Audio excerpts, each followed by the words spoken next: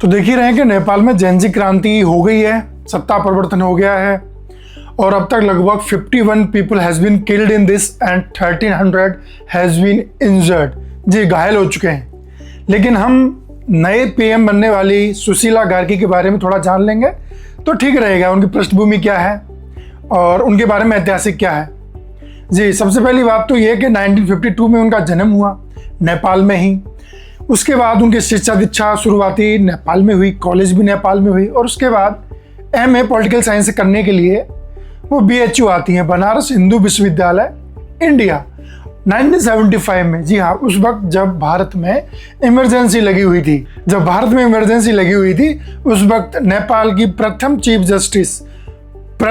महिला chief justice अपनी MA कर रही थी। जी हाँ, 2016-17 में नेपाल की फर्स्ट वुमेन चीफ जस्टिस बनने वाली सुशीला कार्की भारत में उस समय एमए कर रही थी। बहरहाल वही महिला नेपाल की प्रथम महिला पीएम भी बन गई हैं, यानी कि अंतरिम सरकार की। इसका विरोध भी किया जा रहा है क्योंकि नेपाल के संविधान के अनुसार प्रतिनिधि सभा का ही कोई व्यक्ति पीएम बन सकता है, लेकिन वो तो किसी भी सभा की सदस्य नहीं है, ना ही वो पॉलिटिक्स में है। वो तो जुडिशरी बैकग्राउंड से आने वाली महिला है जो 2021 में रिटायरमेंट ले चुकी थी। खैर, इसके बावजूद भी नेपाल के जेनजी प्रोटेस्ट में जेनजी जनरेशन की पहली पसंद सुशीला कार्की ही बनी है। सुशीला कार्की को जाना जाता है एंटी करप्शन स्टैंड के लिए। वो उनकी जीरो पॉलिसी है करप्शन के खिलाफ, इसलिए ही उन्होंने एक मंत्री को अपने फैसले के माध्यम से जेल भेजा था। मंत्री थे सूचना और जनसंपर्क मंत्रालय के। इनके अलावा इन्होंने पंचायती राज की स्थापना करने के लिए एक बार जेल भी गई थी, खुद जेल जा चुकी हैं।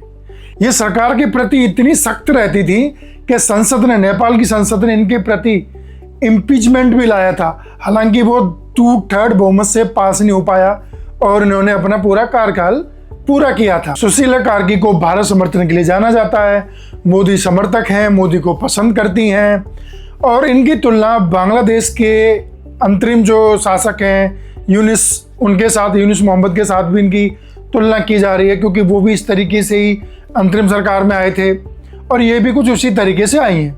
बहरहाल जेनजी की पसंद है, भले ही सरकार विरोध करे, भले ही कुछ दिनों बाद इनके सामने और भी विरोध प्रकट हो सकता है, क्योंकि जैसे ही पॉलिटिकल सिस्टम एक्टिव होगा इनको विरोध का सामना करना पड़ेगा।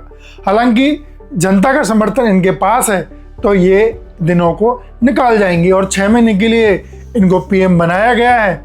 और उम्मीद है जैसा इनका रिकॉर्ड रहा है, जैसे इनके ऐतिहासिक फैसले रहे हैं, जैसे इनकी करप्शन के प्रति जीरो टॉलरेंस पॉलिसी रही है, उस हिसाब से तो ये जनता को संतुष्ट कर पाएंगी, शासन की बागडोर को अच्छे से संभाल पाएंगी। तो इंटरेस्टिंग महिला है, दबंग महिला है, दबती नहीं है, कड़क मिजाज की है और अब तक इन्होंने जैसा जुडिशरी में किया था वैसा ही ये कार्यपालिका में भी करके जाएंगी 6 महीने के अंदर। नमस्कार।